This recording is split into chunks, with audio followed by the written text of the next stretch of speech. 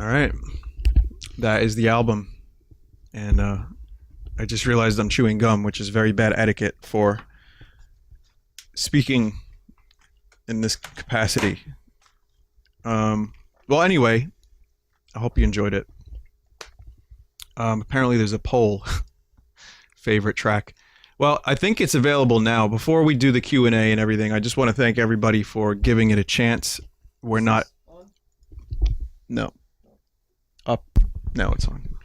Just it. Thanks for listening, everybody. Thanks for sitting and hanging out with us tonight and checking this thing out. We really appreciate it. Yeah, definitely. And again, the album is going to be available that was 192 bitrate. We're going to have it in full bitrate extremely soon. In fact, I think you get an instant download. redvoxband.com has all the merch, and there's a bundle, and there's everything. There's a bundle. We're doing a reprint of the first album, and everything you need is on that website. But it'll be on Spotify real soon. It's going to be on Bandcamp, I think, hopefully tomorrow. But yeah, if you want to listen again, that's how you do it. So I want to thank Zach too. Zach has been helping us out. Zach is someone that was recommended to me by Stevie from Chicago, who does the Red Vox Band website. And Zach has really just helped me get all this going. So if you're listening, Zach, thanks. All right. Thanks, Zach. So now Google Play Music and all that. Well, we're going to do a Q&A, and we get to talk about everything if you want. But yeah, it should be on everything soon enough. It's going to be on... You broke the site already? Good job, guys. Nice. Not yet. No, it's still going. But yeah, so remember though, the albums, like the CD, the physical stuff, isn't going to be out until like late December, early January, because production around the holidays sucks. We're also going to do a vinyl, which should be out if we do that. It's months we're talking, but that's different. That's a different story. Can this double as our Christmas gift to them, so we don't have to like buy like an actual Christmas gift? Yeah, I don't want to buy 2,000 people an actual gift. Just say this is our gift to you guys. Merry Christmas. So, Merry Christmas. But yeah, vinyl will happen eventually. So again, just really quick, thank you for giving the music a shot. I see a lot of people that have never heard the band before, and we're really proud of it, like I said. So, thanks. Yeah, thanks for just giving it a chance. Very cool. This poll is very interesting to me. I'm going to start with the poll before we do a Q&A, okay? And someone posted a poll in the chat, what's your favorite Another Light track? And you guys put Forgive and Forget as your favorite? What? Wow. That's great. It's a cool song. I mean, I love the song. I didn't expect it. But, geez. Interesting. Well, I mean, that's first listen. And maybe it's because that's one of the last songs they heard before the poll went out, so they were all like high on it, so they picked that one. Maybe. Well, regardless, I'm glad that you guys liked that one, because that one was, it didn't. We didn't know if it was going to be on the album at first, and then it turned out to be really good. Joe had a lot of fun recording that one too. Yeah, and Joe mixed the fuck out of it in the best possible way.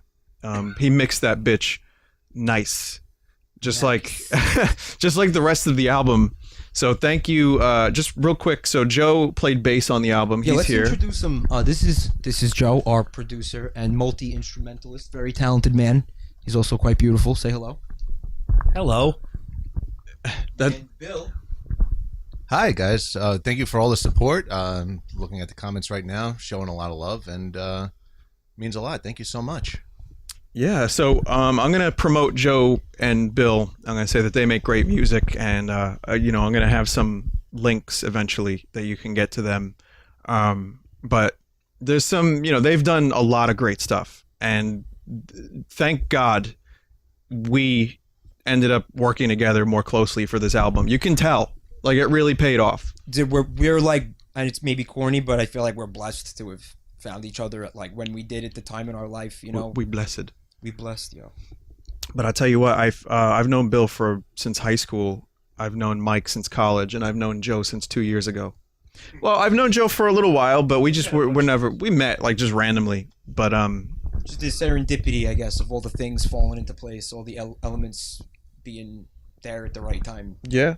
Like all of us being able to do it at this point in our lives and everything, and Having stuff. the ability, the financial ability to make it, and I mean everything about this really worked out. and having you guys to make it possible, which again, thanks. I mean, this thing's a dream for us, Well, without this sounding like a sappy kind of thing, really genuinely the fact that you guys liked the first album so much and the fact that I'll be sappy. I don't give you a had so many nice things to say about the music is why we spent so long working on Another Light. It definitely inspired me to do the best I could, and I know it felt that way for everybody. Bill stepped his game up because the first album he was on a couple songs. This album he was very much like a part of the arranging and the recording.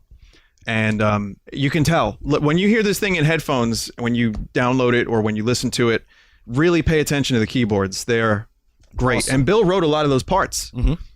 I mean, So- they were more like I want like hired hands on the first album. This is a band now. Yeah. This is a band sitting here. So I'll say that, we all did different things, but also, Joe, there's a lot of your touch melodically and rhythmically on the album as well. Like, this is definitely, like, there are many, many, many days over the past year and a half where it was just me and Joe together in the studio just figuring shit out.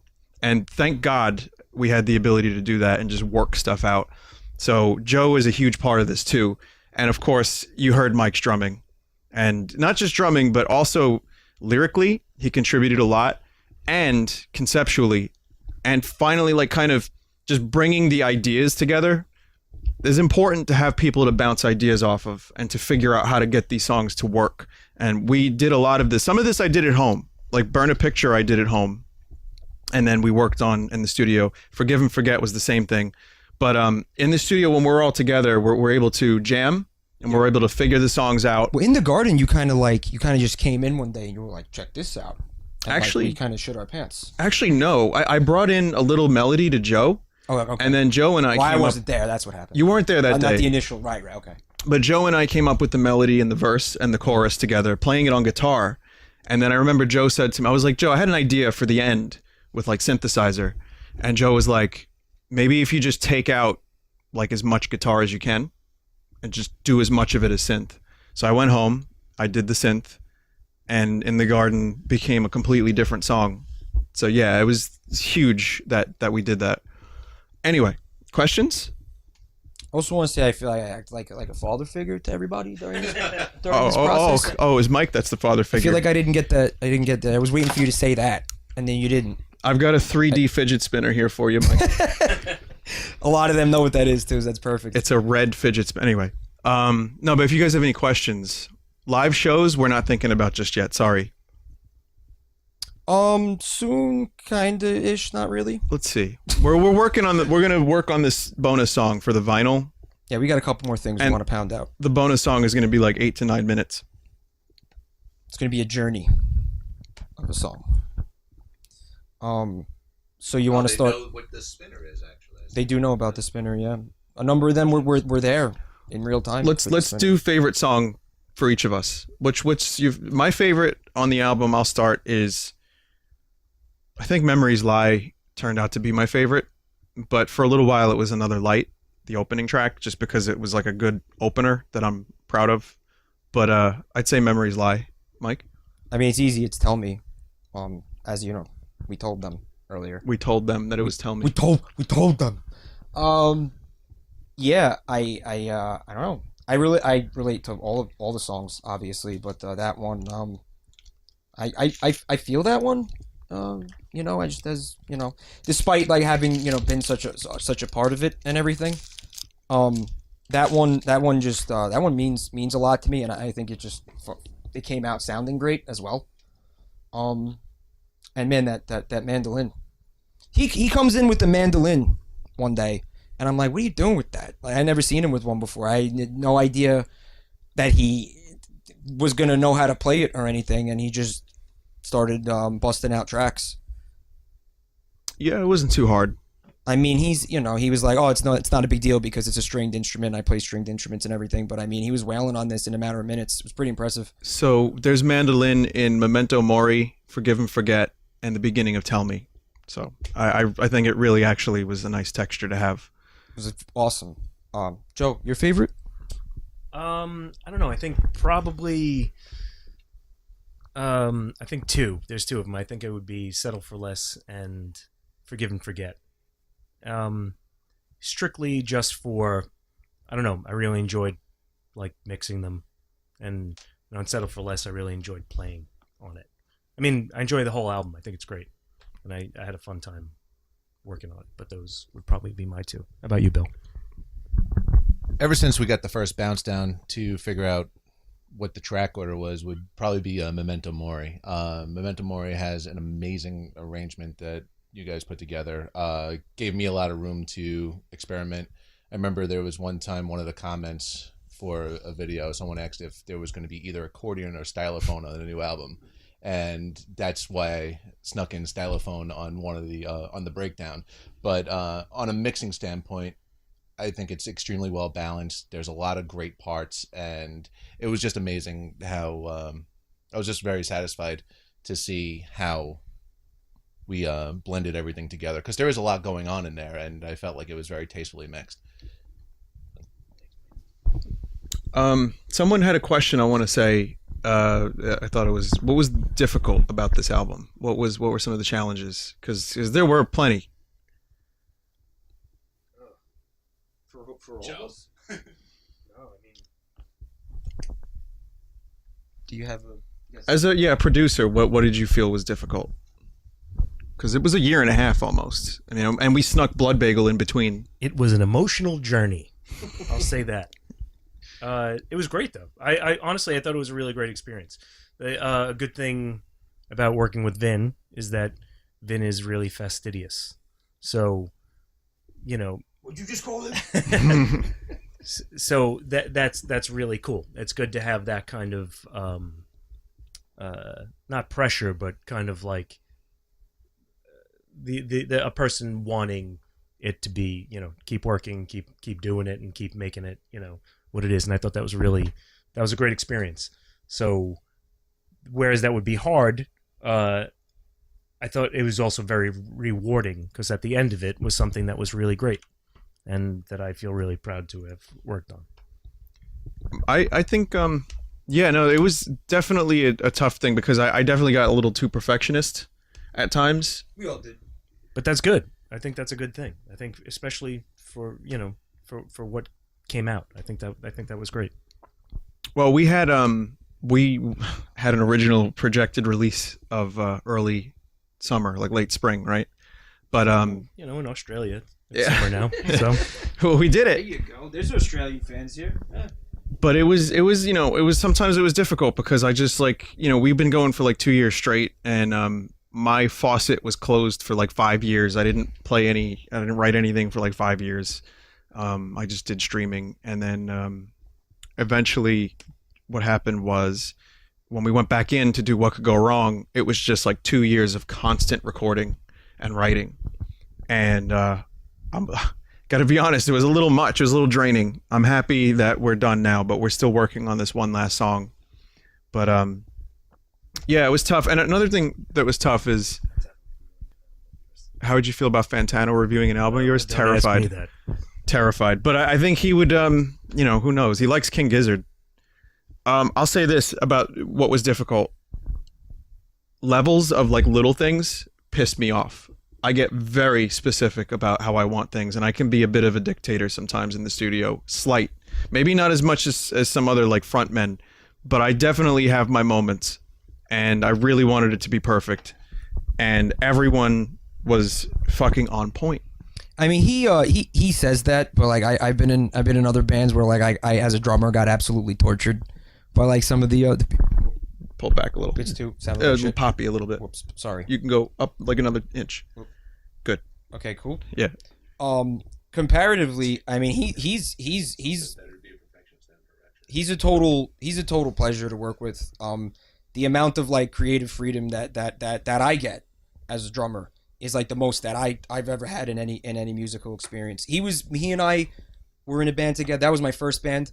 I'd played with him and I loved it. And every band I was in since then never felt as right as when I I played with him. Sorry if I'm being Thank you, Mike. sappy. But No, that's, it's okay. That's the truth. It's, yeah, And- I feel the and, same way. Now, we're doing this together again after all those less than wonderful experiences musically, and it just feels like it's what I'm supposed to be doing, and I love it. I love being in a band with you. I love being in a band with you guys too. Yeah, We'll sap it that's up. true. Let's It's true. sap it up.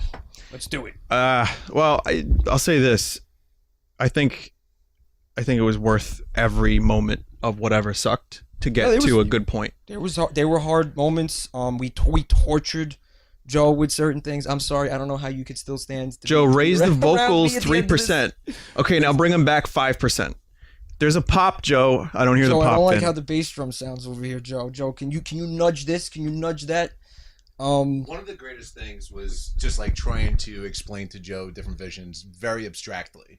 Like, oh, make this wetter or make this sound a little bit more blue. And Joe's just getting like, what the hell are you guys talking Make it more about? tasty. Make it Yeah. tastier. Joe has a very big hatred to food analogies to music. So we tried to curb that, but it always helped to do that. Someone mentioned about singing, and I just want to let you know I have not had. The person asked, "Did you have any training?"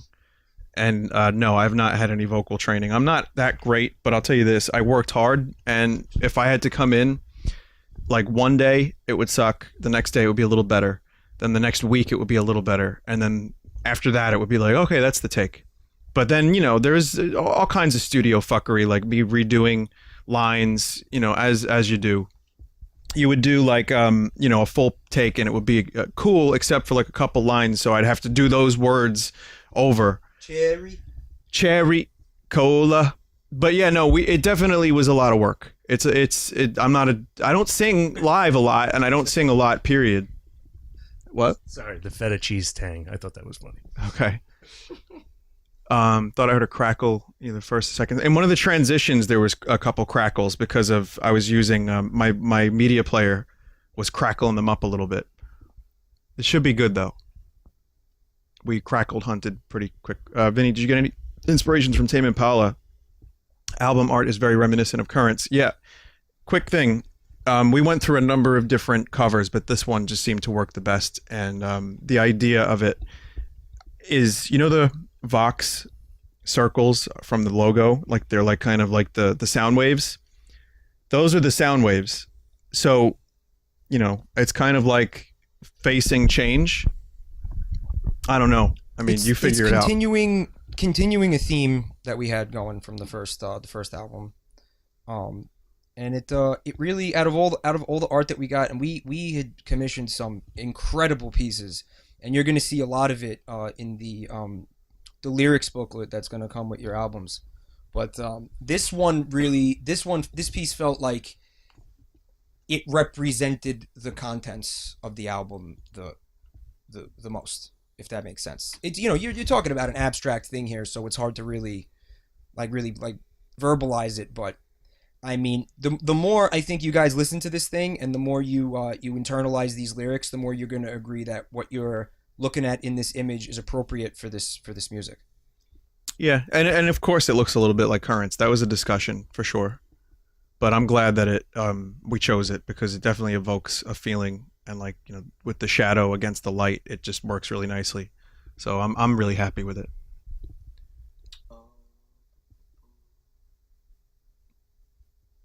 Why the change in the track list from the initial Twitter post? That was a last minute thing. That was very late. I'm not going to explain any of the stories of what the songs mean or anything like that, but I can tell you that there is a bit of a narrative of the whole album, or a theme at least, and I felt like From the Stars works better after Memento Mori for at least 3 or 4 reasons. And I also felt like Forgive and Forget being this big culmination of things, if you listen to the lyrics, it's like learned things, right? And then that goes into the last song. So it works better for me, but I'm glad that we did it because I probably would have regretted it. Here's the true story. I regret not having Atom Bomb as the first song on our first album. Mm-hmm. So I didn't want to have a similar regret. Yeah, the track listing is deliberate, and we changed it for reasons that yeah, we won't get into it, but I think if you listen to it and you take the time, you have the lyrics, and you listen to them, and then you try to look at them in another light. Oh, he did the thing a couple of different times. You might kind of crack the code of what we're trying to do there, but we feel like we don't want to directly say what we think that the songs are about, because that's kind of that kind of takes away your license to interpret it the way that you choose. That's correct. Yeah, I wouldn't want to tell you, but I mean, some of them are a little bit more self-evident than others. Right. So, have at it. There was a question about oh fuck, which song delayed the album? That's the one. It was Memories Lie. Mm-hmm. And you can hear it. It's a bit of a complex one. It's got 3 parts.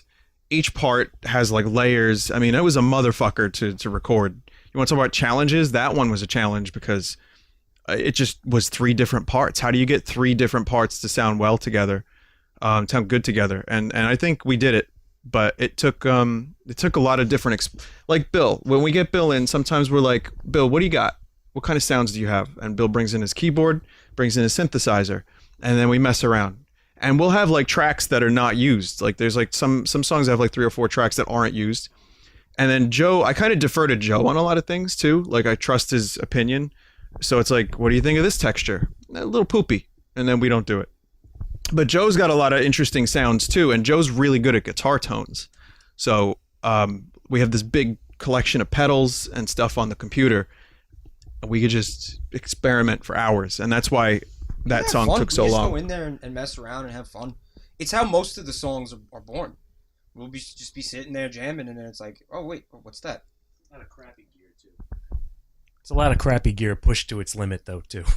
There's a lot of like just sending shit through like really crappy tape decks and whatever just to get like a texture, or like reamping things, a couple of times just to I don't know, just to find something interesting. How about the amp that I use for practice that like burns out once every like 3 weeks that you have to replace the transistor for? Oh yeah. It's a good one. What is that? A twin reverb Fender? No, it's a Music Deluxe. Man. Oh no, that's different. We use that for the bass. It's a just a Fender Twin Hot Rod Deluxe. Deluxe. Okay. Yeah, that one's good because it just it breaks. It breaks often. Joel had a good question. Sure. Any songs that didn't make the cut? We had a lot, right? Doctor song. What's up, Joel? How many? We have like 4 or 5. So there's a song about there's a bongo related song. Right, yeah. There's this. We bought bongos and then didn't record the song. Yeah. We were like, we want to do a bongo part for this one. And then we bought them, and they're sitting there right now. We've done absolutely nothing with them. Summer Dreams was one. There's a song about the bongo song. It didn't have a name. There's a song about like a doctor song that we were gonna do, and then just tons of ideas. Dr. Feel Bad. We were gonna do a song called Dr. Feel Bad. There's a song called Patiently Undone that I had that I liked, that I really thought about doing. I have a pretty decent demo of it, but You gave demos yeah. of it was between Forgive and Forget or something else that you were working on with Fruity Loops, but I wasn't really too sure. I remember there were 2 that we were trying to decide on. I think it was either Summer Dreams or Ruminator's on something. Oh, Ruminator. Yeah, Ruminator I ended up putting out on at the beginning of the year on Room to Breathe. Right. So yeah, Ruminator was potential for this thing. Yeah, we were thinking about that one. But we'll go back to all these tracks eventually. It's just when we're picking songs that we're gonna put, songs that we had been working on or ideas that we had, we like to ask ourselves if they fit with the rest of the material. Yeah. And the ones that you're hearing are the ones where we felt that they did. Yeah. So yeah, there's a couple of songs that were written during this period that did not make it onto the album, to answer the question. Yeah. I want to mention a quick thing about how this album was originally called Settle for Less. Yes. And we had a kind of a different idea. Like my idea of the direction of this album at first was based on the song Settle for Less and like Reno. And it was going to be kind of like a darker, more like grounded album, like When the Levee Breaks type shit. Mm-hmm. And then Tell Me was accidentally written in the studio. I don't know, just kind of happened. A couple other things happened, and then it started going in a more like ethereal direction. Yeah. Which I don't know if I can blame on Moonshaped Pool, the Radiohead album that came out, but it definitely put me in a somber kind of headspace for a couple of things. Yeah. Anyway, I had this idea. I guess I don't remember how it came about, but Another Light didn't have a song, didn't have anything, and I was like, man, I'd love to use that as a title for something. And then I remembered that I had a riff, and I said to myself, that riff. What if I expand upon that riff? Right. And then I was like, well, wait a minute. That's the Another Light song. So I showed you the song. You know, everyone was like, yeah, this is cool. Mm. And then I remember after a little while, like some of the songs started forming.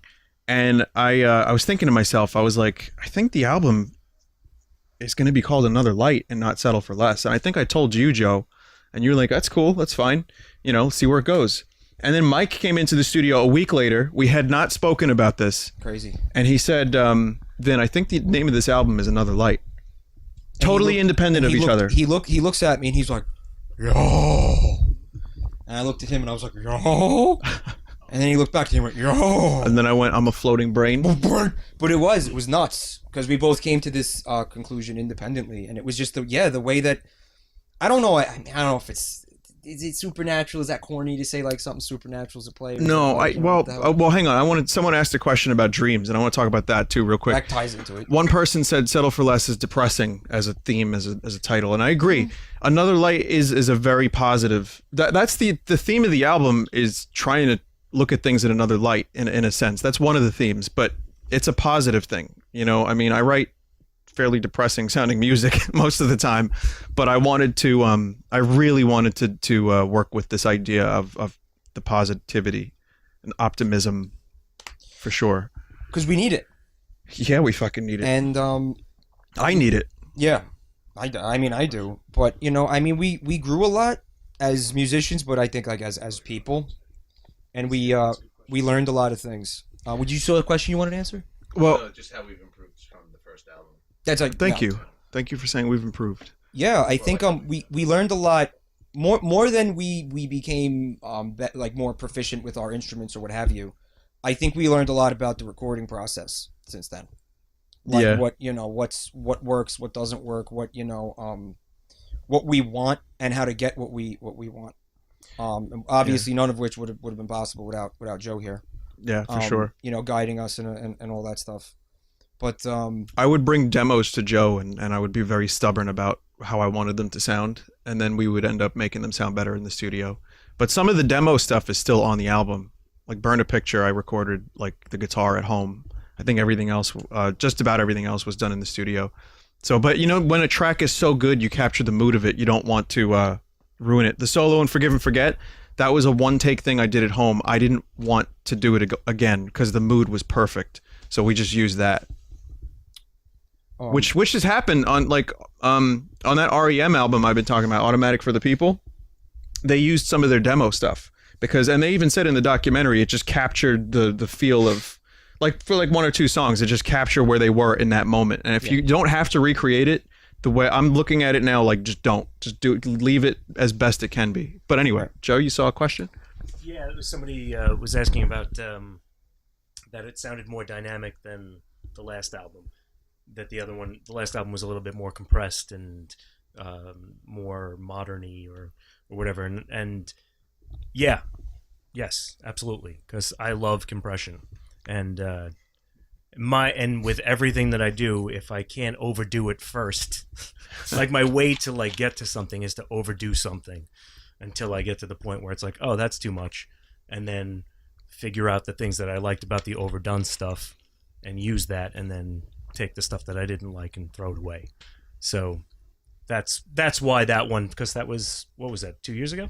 Yeah, 2 years. So that was 2 years ago, and since then I've produced like, I don't know, another 20 something bands or something in between there, and in that was a growth process of understanding that, I don't know, just I like to throw a whole lot of stuff against the wall and see what happens. Maybe we could say that this album was like what could go right. Signing off. Joe, Get out of your own house. Joe, you did a great job. The dynamics are palpable. As I said earlier, Palpatine. Senator Palpable. Yeah. And it's I love the mixing on this album so much, especially on Memento, but everything came out great. And I was really like, we did so many mixes of Another Light because I wanted it a certain way, and I was being a dick. Oh, one other thing. Go. Somebody about a half hour or 45 minutes ago said, congratulations on the kid. Thank you. That's right. Congrats, Joe. I had a kid. That was he gave birth to it through himself. Yeah. Oh. We kind of had a good week in the news, actually. Death Stranding. That's not right. Okay. Sorry, go ahead. We kind of, Joe went through like a big experience and like a lot of personal change through this album and professional growth. And I think we all went through some shit making this album, and I think it's all there. It's in the album. It is. It's a lot of like who we are. Yeah. Is in there. A lot of what we were feeling while it was going on is in there. And I mean, we did something here that I feel like we achieved this, because when we were writing these lyrics and stuff, we were coming up with the concepts for these songs, we were able to be honest, like, to ourselves and say, like, we're gonna write about things that are important to us and that we believe in and feel like us. Yeah. But at the same time, we were in the unique position where like we knew like who we were writing like this music for. And I mean, don't when I mean, for my part, when I was working on lyrics and stuff, I was thinking about you guys. Like I mean there's times when it was easy to do both, is what I'm saying, because like I'll see one of you say something like on Twitter or whatever, and I'm like, man, if that's not an exact thing that went through my head or that I've said at one point in my life, or maybe yesterday even, and it's like I knew who was going to be hearing it, and it made it easier. I don't know, I'm saying our similarities is what enabled us to do both things. I don't know if that makes sense. Does that make sense what I said? Sure. I disagree slightly on my part, because I didn't feel like, if I was writing these songs like the ones that I worked on lyrically for like a reason, or like for other people, they wouldn't be honest. Sure. I had to write for me and what I went through and what I go through. But I also, I see what's going on. I see what's going on, I mean, obviously it's a fucking crazy connection we have with everybody. That's what I'm saying. So and it wasn't hard to do both. It seeped in. Like, I didn't try specifically to write for other people. I wrote for me. But no matter what, my experiences online and in life absolutely influenced where we're at. Now, I don't want this to seem like a high and mighty kind of thing. Honestly, it was just, this is a hobby. We love it. I enjoy playing music with these guys. I love writing songs, and this was a really, really good thing for all of us. And I'm just so happy it's out. I'm not trying to say like this was some kind of like legendary thing for us, but for me, it was a personal growth that I'm glad we reached this level of improvement over the first album. Someone mentioned something about dreams earlier, and I want to say that about half of the songs had a riff that came from dreams. I want to tell you which ones real quick. From the Stars, Rub Your Eyes, In the Garden, those three in particular started as dreams, and then a couple other ones, lyrics or ideas, came from the dreams. So yeah, those are the ones that mainly came from a dream. And someone asked about my lyric process. It was just go for a walk at night, just go for a walk, bring a notebook, talk into my phone, and really just not write if I wasn't feeling it. Vinny, are you a fan of David Lynch? Yeah. All right. The name of the band came from a dream. Yeah. That's right. And a number of the the lead melodies and stuff. That's cool. What, Joe? The album sounded at some parts reminiscent of The Who's discography. The Who. Oh. That's a good compliment. Yeah. Yeah. Don't think that they were like a small influence. Not to me anyway. They were like a very important band for me. Yeah, so that would be weird if that didn't come through. But yeah, for sure. Yeah, Tommy's a huge album for me. I'll say this: I'm so happy. I say has a couple Who. Da-na-na. Yeah, It's got them great. da-na-nas. It's great. So yeah, the Who is a huge thing. Also, just another quick thing. Someone said, there was a really good. What was the hardest song to make? I think for me it was. I don't remember if From the Stars was difficult. It was difficult translating that from The Dream, but I'd still say Memories Lie was probably the one I was like, because we had 12 songs already. I was done. I didn't want to continue. I just wanted to get the album out, but I knew the song was good. Everyone liked it. I was like, we got to do this. I can't half-ass this I mean, now. we were at 12 songs, and it's like, well, that's like the kind of like the standard for an album. It was like 13. Yeah. Whatever. Who cares? We did 13 by accident 2 times in a row. Oh well. Bill, I have a question for you. Okay. Hello. Who are you influence? Who are my influences? Who you influence? I think Pink Floyd's the obvious one. You hear it a lot. You hear like a lot of Rick Wright influence on the album. My biggest ones though are Ben Folds with piano. At a time back when we were jamming a lot, back 10 years ago. Oh yeah. I was gravitating more towards guitar. Once I started getting into Ben Folds, started seeing what you could actually do on the piano, and it was. And Joe and I actually went to a concert last month, and it kind of just recertified that inspiration. Other big things are Prince. Mm-hmm. I'm probably going to get a lot of negative feedback for that one, but Prince is a huge influence for me. That's okay. I think Prince is pretty well. And very, very, very. I have to really be strict about this. Early Weezer, nothing Past recent, but like Pinkerton the first or Green. Actually, Maladroit is a really, really great album. But yeah, those are my big ones, and of course the Beatles. Like the Beatles, I don't even really mention because I mean I think that's more Yeah, it's universal. all of us. And you could hear that a lot on this album as well. Settle for Less has a bit of a Beatley bass line, which someone said Settle sounded a bit like the best parts of Oasis, and I was like, that's a nice compliment. And of course, Smash Mouth too. Yeah. Of course.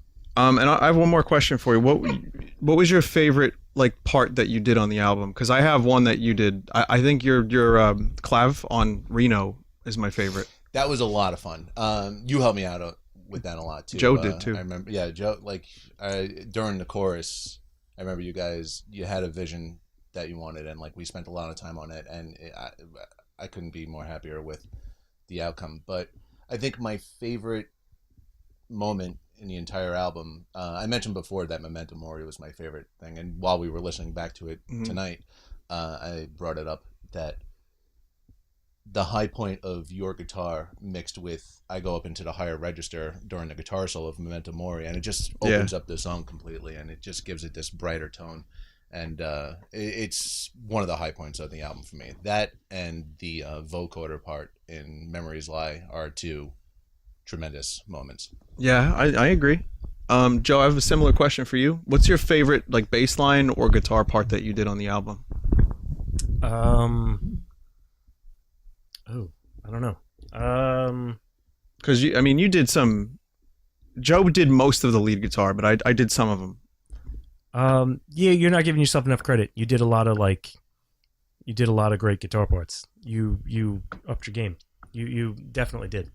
I don't know. I like. I think the bass part at the end of "I'm So Happy" I really like a lot. Oh yeah. Well, that was pretty much I got that. to stretch out a lot. That bass part Yeah. was what turned that into another part. Right. So, and guitar lead wise, I really love in what do you call "Rub Your Eyes." yeah, that was Joe. He did a You good weren't job. so into it, I wasn't. but for me, it was like I think that's my favorite guitar part. That and the thing on "Settle for Less" I like a lot. Well, I'll tell you what about "Rub Your Eyes" was kind of fun because we were experimenting with a bunch of different things, and yeah, we definitely there was more to that solo. Yeah, but we ended up doing something different. But I love the solo now. I swear. That Mark Knopfler thing. Somebody was saying that about "Forgive and Forget," and that's you, and that was awesome. That was a great guitar solo. I am not specifically influenced by the K-Knopf, but I'm glad you feel that way. That's good. Cool. Thank you. And Mike, what's your favorite drum part on the album, or like song for drums? I just like everything that I did. Everything else is not as good. Answer the question. No, man. I think Bill's parts, like that's like a really hard thing to choose. But the harmonica thing on Rub Your Eyes, Man. That took a lot of like musical math to actually figure out. Yeah. Do you want to get into that for a second? Because I would like to know actually. Not really. Because I'm gonna sound like an idiot because I completely forgot exactly. Bill, I sound like an idiot every night when I go live. They're very used to it. Please. You guys are used to this though. I remember just I was coming in to do a call and response piano part for Joe's solo in it, and I have an E harmonica in my car that just randomly I'll just start playing if the keys match to whatever song's on the radio. And for the longest time, in just like every band I've been in, I've been trying to shoehorn a harmonica solo. So I realized that somehow with relative minors and mixolydian scales or whatever, I got to go back and actually find out, and a lot of reverb. Just what my logic was that I could actually use the only harmonica I own could actually fit into this song. I remember going into the studio, we were ready to record a keyboard solo. I go, Vin, I want to try something. And I just stood in front of the mic, just with no instrument in front of me, and I wasn't so sure about that at first. Yeah, and then I just pull out a harmonica, and we were like, all right. We did it a couple of times, and end of the day, we were really happy with it. So yeah, it worked out. But Mike, I was harmonica just of time. I love it. Wonder what your favorite drum track was. I didn't answer the question. No. My favorite track that I did. Your drum tracks. Yeah. I don't know. I mean, this is hard because usually like I don't like listening to myself. I feel like I get like really self-critical and I pick out like all the flaws and stuff like that. But it's like with this album, I like listening to myself. Like I'm actually like proud of what I did, and I haven't really like felt like that a lot before. So it's hard for me to choose. So we inspired Perp Tell to pick up an instrument. That's awesome. That's what that's a big part of why we do this. Yeah. Thank you. That's like one of the best compliments I think a musician can get. But to answer your question, Vin, I'm gonna say, I mean the Rub Your Eyes thing, I surprised myself with that because I don't know where that came from. All I knew was like that was a weird song, and I sat down and I was like, man, I could just do like another like boom tap with like the eighth note like ride thing, but I was like, nah, let's get weird with it. Let's get weird with it. And I just sat there and started like doing random shit, and you guys were like, what is that? Can you keep doing that? And I was like, I don't know. Don't make me think about it too much. It might go away. Yeah. But so that was interesting. I'm so happy. I'm so sad. I love. I think both of those songs represent some of the best drumming probably of my life. I'm So Angry next. The Forgive and Forget, obviously. That'll be the next album. The difference between your drums from What Could Go Wrong and this, like, there's just. Oh yeah, I didn't know what the fuck was going on. That was like our first like real studio effort, I think. The Davies Great thing, like we did that in like what, 2 days? That was over a week, barely. Yeah, I mean I don't remember. Yeah, but we did live recordings, like we did it like all three of us were in the room when we did that. This was like my first experience anyway, being in a recording studio and doing it like the way that like I think most professionals do it, right? Yeah. And I think between then and now we learned a lot of stuff. I improved as a drummer for sure. In a lot of ways. I went back, for lessons in the interim. I took lessons with actually two different people. And I think that's one of those things where you never stop as a musician. Like I think the second that you think you're done like learning your instrument or whatever is the second that like, you're kind of you're dead in the water. What? It's oh my god! It's an Noel Gallagher song from his new album, so it's been fresh in my mind. Yeah. Sorry. All right. Didn't mean to ruin the psychic illusion. I'm Abra from Pokemon, and you're drowsy. Abra, drowsy.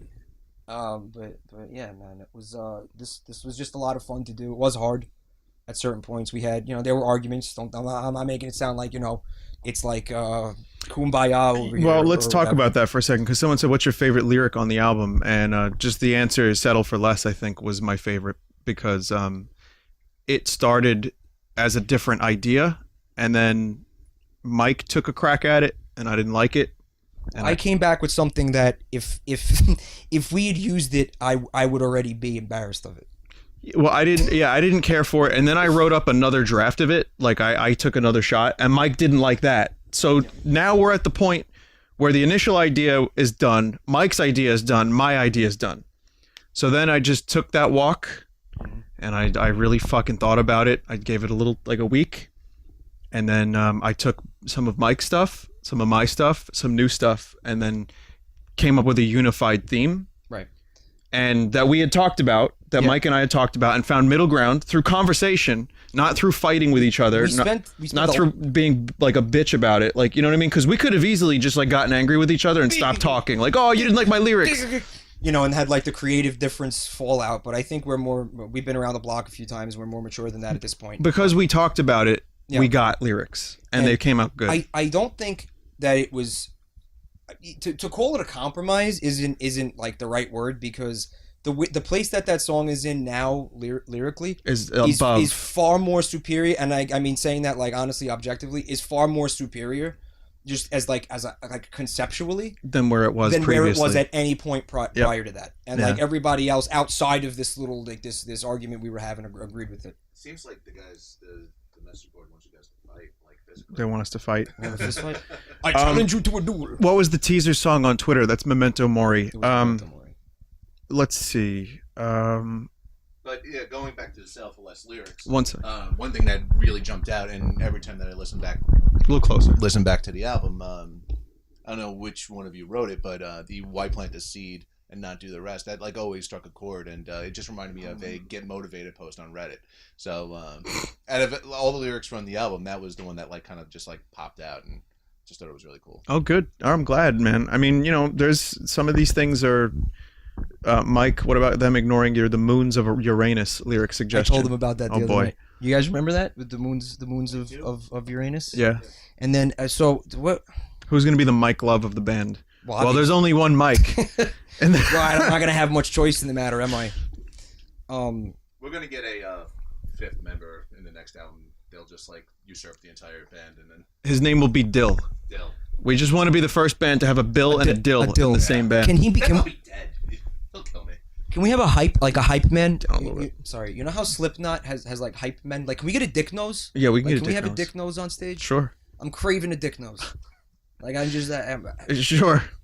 All right, let's do a couple more questions, and then we'll start wrapping up. But what are your plans for the future? I hope you guys take a long ass nap because you deserve it.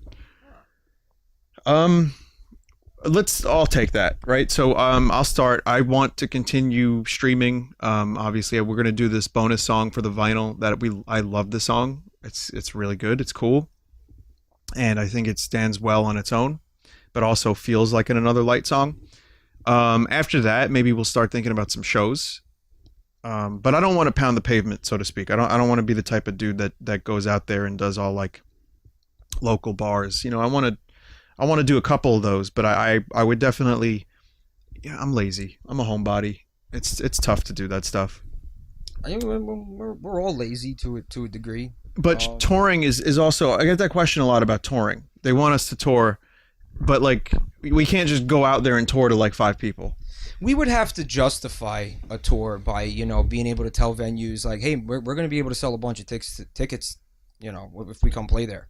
And the only way that we're going to be able to do that is if, you know, a lot of people hear this music and like it. So, I mean, it looks like the store is up, by the way. Yeah, the store's up. So if you guys are buying the music, that's awesome. Thank you. Yeah, and I want to just mention it'll be on Spotify eventually. I don't know when. That's not up to me, sadly. It'll be on all the things. It'll be on YouTube. I'm going to put it song by song and in full album form eventually. And eventually there's going to be a way you can download it for free. But it'll also be on Bandcamp for $5. I originally wanted to make it $1, like I said. But unfortunately, the Billboard chart doesn't count $1 sales. So we had to, just total transparency and honesty, we had to raise it to $5. But you can listen to it for free on Bandcamp. And if you don't ever want to buy the album, you don't ever have to. Really. Listen to it, like it, enjoy it. And then eventually, if you want to throw it a couple bucks or whatever, or listen to it on Spotify, it helps. But obviously it helps and we appreciate it, but $5 is the minimum for the billboard thing. So what I just wanted to say was show the music to people that you think would like it. Get it out there. Get it in the ear holes of friends or whatever. That's the best thing you could do for a band, I think. Just make sure they're heard, right? Yeah, find a way. If that's something that you want to do, I'd prefer that over you buying the album. Right. That's essentially. Yeah. So just that's more of the long term benefit to us, right? Cool. So, yeah. Joe, what's your plans for this year? To keep recording and writing music and raise a baby. Yeah. And I don't know. That's it. Well, you get how many different bands would you say you're working with right now, or artists? At the moment, I'd say 6. 6. In various states of almost production. done Yeah. and just starting. Yeah. I mean, it's not an easy business. It's tough. It's have to figure out what's going to come next in the next couple of months, because it's a small scale operation. But yeah. Are you available if people want to send you mixes? Absolutely. I would love to mix your music or record your music. So if you're local, but what's your website? I have a website, but I don't really update it or use it. It's Red Room SI at Gmail for the. Well, my email, yeah. If that's what you're. Yeah, how that's a good way to contact me. redroomsi@gmail.com. Okay, so redroomsi@gmail.com if you want to. Don't be surprised when your inbox is full of memes. Yeah. All right. Sorry. But if you're a musician, or if you're in the area, or even if you want to, get some work done, he's good. So, sorry about the memes in advance. Oh, right. Bill, what are you up to this year? What am I up to this year? And musically, 2018. Because you guys are also in a band called The Seconds. Yes, we are. We're going to keep playing with that. We're currently recording, trying to finish up our 3rd album, but just weekly coming in, just getting the stress off from work, and just throwing out some ideas, and just trying to do that as much as I can. Well, me and Bill have gone to Pennsylvania or various places, and we've just brought acoustic guitars. We've got a folder of demos, just a plethora of the whole catalog, 10 to 12 little ideas that we've done together for the past 12 years or so. So I mean, maybe one day we'll do something with those. Yeah, there's tons of stuff. So what do you think about Hail to the Thief? I think it's a good one. I like Hail to the Thief. It's not my favorite Radiohead album.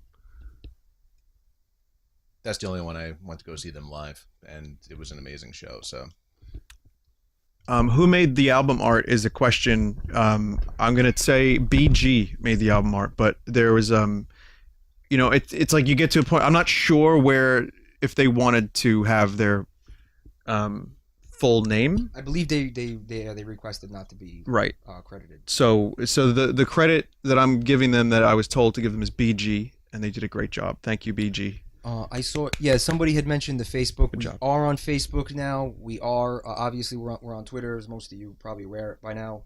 We are on Instagram. I think so. Sure. I don't know. Or we will be shortly. And Twitter is the big one for us. Yeah. So head on over and smash that MF like button, etc. Jesus. And guys, thanks again. Yeah. Let's see. I don't think if there's anything else, Vinny from the Stars inspired me to make a walking simulator video game. Yeah, you can use the song if you want. And what direction do you feel Red Vox is going sonically? That's a great question. Well, I don't want to go too into detail, but I think part of me wants to do a couple of acoustic things, and also do stuff that you can move to a little bit, but you don't want to go backwards, right? That was something that Joe told me, which is let's not go backwards, because we've gone to this point, and I was like, yeah, that's a good idea. So I mean, I wanted to simplify, because this album was difficult and it took a long time, and we experimented with so many different textures and sounds. But the problem for me is I want to continue what we're doing, but maybe I want to do something a little bit more simple next time, slightly more stripped down. But who knows? It could be, you know what? We thought this album was going to be called Settle for Less, and it turned into Another Light. So you never know. You just kind of let the things happen, and I'm not going to try to dictate I love direction. that thing that that Stephen King was talking about in his book, The On Writing, where like the stories exist already, but you kind of have to like chip away to like excavate them, kind of a thing. Or like I think like basically I'm saying the album was there. We just kind of had to like do our thing to kind of get it out. Yeah. Of like a stone or what have you. Yeah, I felt like that sometimes. I felt like once the idea happened in the studio or wherever, we had the concept. Yeah. It was how to make it happen. Yeah. And Joe was a huge facilitator of that. Mm-hmm. Me coming up with some lyric, or Mike coming up with a drum part, and then Bill coming up with the keyboard part. All these things kind of, it was like the song existed. How do we get it right? Right.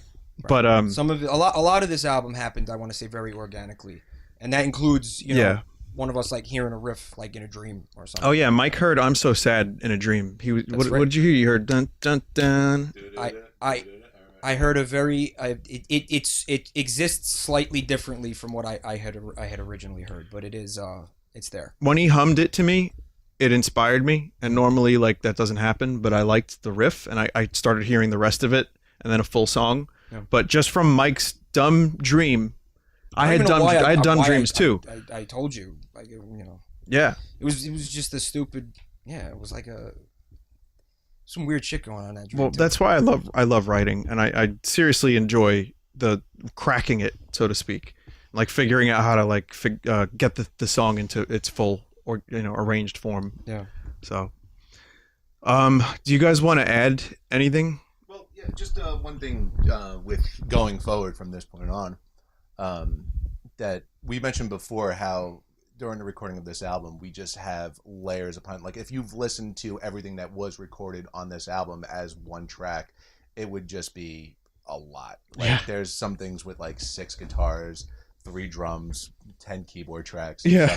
Yeah. What we are doing more recently, which I don't want to give too much away, but like the songs are being written more as a 4-piece. And so we are going in knowing what we want before we're recorded, like we're doing a lot of live tracking and stuff, and that's the first time that we've been doing stuff like that, and that's really exciting because it's more communicating amongst the 4 of us, which is really cool. And we all come from similar but different backgrounds too. Like you got to hear Joe's album. Oh yeah. I reset. I put that on my Spotify a couple times. If you guys, I'm gonna host that on my Spotify page, on the Red Vox page. Check out the Happy Anarchy Reset album if you guys get a chance to. It's a long time ago. It was 10 years ago, no? Just about, yeah. It's a fucking great album. And I'm just saying, there's a lot of really good stuff that all 4 of us have done independently and together. And that's important to come up with what we do now. Classics, though. True. See, someone listened to it. That's cool. Joe, you have anything else you want to say while we're here, while we wrap up? Oh, thanks for the fucking amazing thing. Cool. No, I don't have anything to say. But thanks for all the positive energy. This was awesome. Thanks. Agreed. Thank you for the positive energy, everybody. And yeah, it should be available now. And just keep checking the Twitter, and I'll tell you guys what's going on with the band. Hey Vin, did In a Dream come from In a Dream? In a Dream came from In a Dream. Yeah, it did. What? Yep, if you could believe it. Right. Yeah, that's it. Thanks everybody. Wrap it up. Yeah, we'll wrap it up. Can I? I'm gonna show myself. If y'all didn't know, I know a number of you know. I see a lot of familiar names here. I'm also on Twitch. Streaming over on my channel on at 4 or 5 nights a week, depending on my BMs, how they're going that day. Twitch.tv/jabroni_Mike. I'm also all over social media, and I'm on YouTube. Check me out on YouTube if you feel so inclined to do so. If not, I I know what you want to say. I know what you want to say. No, it's a good time. Come on by. Thank you, Sick. That's all the links to my shit. Thank you, Sick, today. All right. What do you want to do? Well, I'm going to wrap this up. I'm going to say thank you for listening again, and for giving it a chance. Even the fact that you gave some streamer and his music a chance is cool, and I hope you enjoyed at least some of it. And I'll see you streaming tomorrow. And good night, everybody. Bye, guys. Thanks again. Good night. Bye. Thank you. Thanks.